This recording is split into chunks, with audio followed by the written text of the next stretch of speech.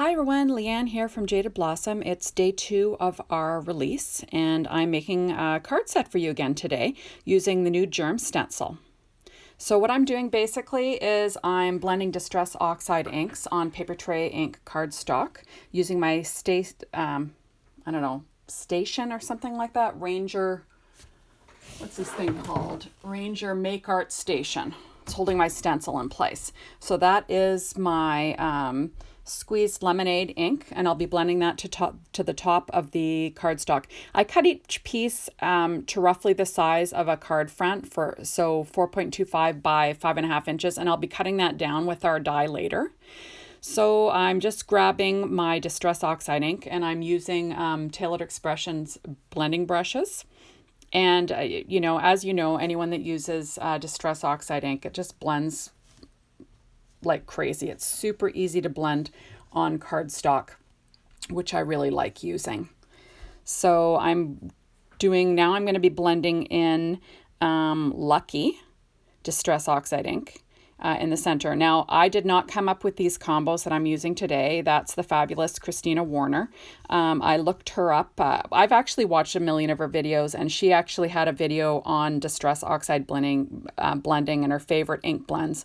And I made a note of that. And so when I was deciding to do these backgrounds, I thought, oh, perfect. I'll use her blending combination. So you can look them up. You can look her up on YouTube, Christina Warner, Star of May. I'm not sure what, she goes by both.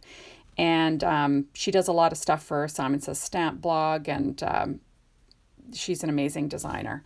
So there I am. I just finished applying my Lucky ink to the center, and then I'm adding the Mermaid Lagoon to the bottom. Now, all these inks will be listed on my blog later, just so you know what combinations I used, or you could just easily look up Christina Warner's blending combinations for Distress Oxide inks. I just typed that in on Google, and I found it and went running with it. So there we are. I'm blending them all, and they blend together so beautifully. She's picked they're just gorgeous.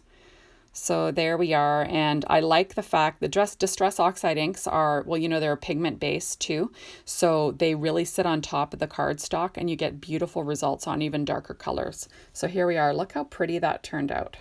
I love how that turned out. It's beautiful. So I basically just set it aside and let them dry. And then I cut it out using the largest stylized rectangle die from this release. They're fabulous. I love them. And I'm going to show you my other ink combos that I did today. So here's this one. This is Twisted Citron, Salty Ocean, and Blueprint Sketch. Then I used... I'm not sure what I'm going to pull out here next. Let's see. Oh, there we are. I used Spun Sugar, Picked Raspberry, and Wilted Violet. And these are just beautiful combos. I love how they showed up on the craft cardstock. That's paper tray ink cardstock, if I haven't said their craft. This is Scattered Straw, Broken China, and Seedless Preserves. That was a pretty one. And my last one here is Picked Raspberry, Wilted Violet, and Blueprint Sketch. And like I said, those will all be listed on my blog later. So if you wanted to go and have a look, or you can look up Christine Werner's blending combinations. So now I'm going to quickly put together a card for you. This is an A2 sized vertical card that is a 4.25 by 11 inch piece of cardstock scored at 5.5 inches. So it's a vertical A2. I'm using my ATG tape to stick this layer down. So I'm going to be doing this with every single card, but I'm going to do one in real time, and then I'm going to fast forward and you can see me put the rest of them together. I kind of like to do like a assembly line situation. So here we are. I used the Watch Out for Cooties that Germs, like everyone else, find You Irresistible, and I stamped it in Ink on 3's Juicy ink, and I heat embossed with white Ranger fine detail embossing powder. I used my Marvy heat gun for that. I also used my my Misty for all my stamping, so you always get a good stamped image with that. So there's my big roll of 3M foam tape that I use when I'm covering larger areas. I love it, and people are like, oh my God, that's a huge roll. How do you ever get through that? Well, if you use dimension on your cards, you go through it like crazy. I've already gone through, I think this is my third roll of that. So now I'm just going to use a little ruler so I can try and get it straight. I've mentioned in the past that I have the hardest time getting things straight nowadays. Even though things don't have to be perfect, you kind of want it to be at least kind of straight. So I'm using my ruler just to get that nice and straight, or as straight as I can get it anyway. And that's my sentiment. Really, I just trimmed out my sentiment with my paper cutter.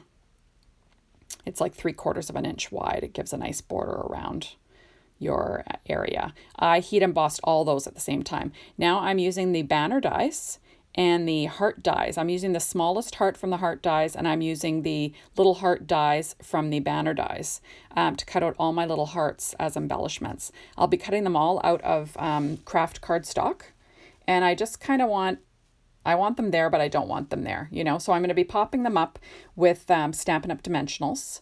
And, and I, like always, I use groups of 3 for things. It just always looks nice. So that's my plan. So I'm going to pop those up with a little dimension. So I've got my sentiment popped up with dimension and my hearts with dimension. I use the little dimensionals from Stampin' Up! And the larger ones. I always say I love these things, especially for popping up little small details. Of course, I cut my nails before this video, and I couldn't peel off the darn backing. And normally it's easy. It was just because I had no nails to work with, so it took me extra long. It was ridiculous. So here I am using my reverse tweezers from EK Success, because it just helps me get my hands out of the way when I'm placing my hearts. I'm just trying to decide where they're going to go. And I'll put them down, and once I like the look of them.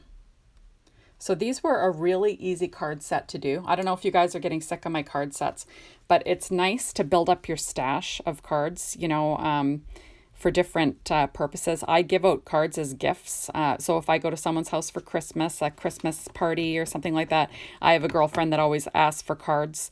And so I'll give her an assortment of cards to use, and she loves getting them. She's not a card maker, she's a scrapbooker. So she quite likes having, all the homemade cards to give out, throughout the year. And then, if my mom needs a card, I give them, and my kids use my cards, and it's just handy. I'm making cards for my husband's work all the time. A lot of sympathy cards, just because, they have a large clientele, and, when you've got a large clientele and they have large families, people do pass, and whenever you need a sympathy card, you don't want to be making them when you need them.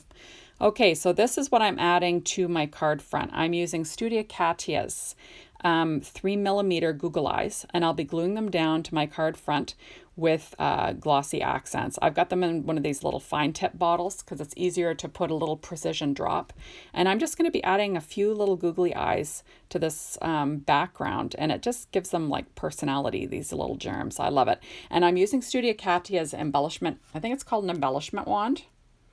So it's great for adding, sequins, rhinestones, and Google eyes. So there I am. I'm just adding these tiny little Google eyes. The only drawback to tiny little Google eyes is if you knock that tray over, you're in a world of hurt. And of course, I did that before the video. I was trying to pick up all these little tiny eyes. It was a pain. But I think they really added something to the card. I thought it just turned out so cute.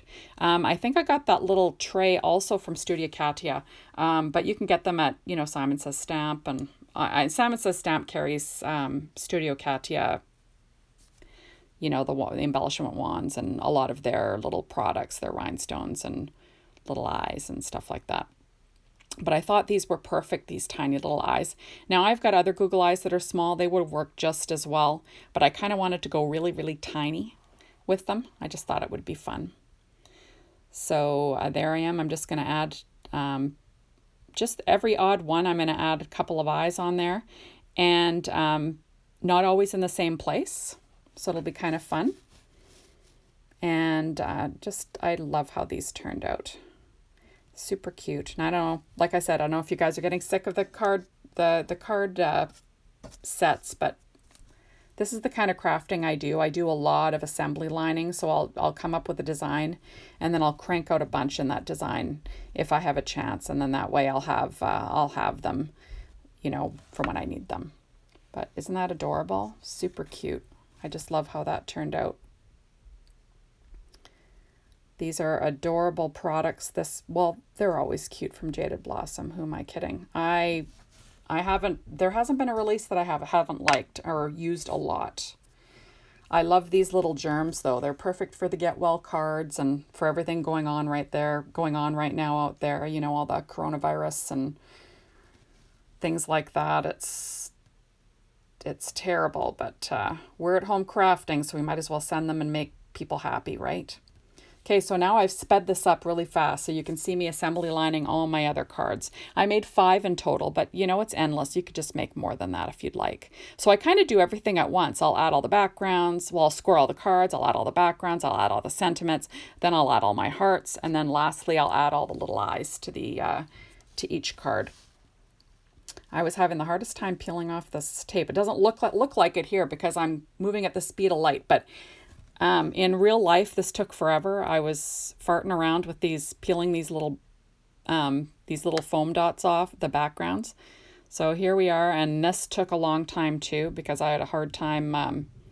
You know, there's a lot of static involved when you're using little small embellishments like this. So just know that I was farting around a bit here. It looks fast only because I've sped this up. Trust me. So I loved how this whole set came about, actually. Super cute. And I think that these stylized rectangle dies are going to be a real hit. So here I'm just going to give you a closer look at all of the cards and how they turned out. But didn't they turn out cute? I just love how they turned out. Anyways, thanks for stopping by, and I hope to see you soon. Bye, everyone.